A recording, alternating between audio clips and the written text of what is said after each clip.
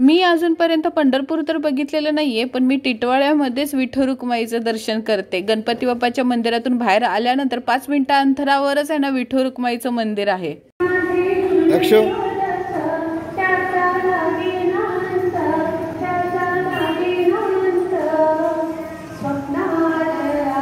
वाटलं का नाही तुम्हाला आपण पंढरपूरमध्ये उभा आहोत आणि आपण भजन कीर्तन ऐकत आहोत। मूर्ती तर एवढी सुंदर आहे ना, आणि तिथले एक वैशिष्ट्य म्हणजे मूर्तीच्या बाजूला एक छोटीशी पाईप आहे। असं म्हटलं जातं पंढरपूरमध्ये चालणारं भजन कीर्तन गजरचा आवाज तो सगळ्याला पाईप मधून ऐकायला भेटतो। अगदी शांत चित्त करून ऐकावं लागतो। मंदिराच्या बाहेर आलो, प्रसाद घेतला, थोडीशी जत्रा भरलेली होती। आता जत्रा भरली म्हणलं मला कानातलं तर घेतलंच पाहिजे ना, कानातलं घेतलं, आपल्या बारक्या सासूला खेळणी घेतली आणि मला छोटीशी पर्स पण हवी होती। तेवढी तर खरेदी चालतेच ना बाहेर गेल्यानंतर। मन एकदम कसं असं प्रसन्न झालं टिटवाळ्याला गेल्यानंतर।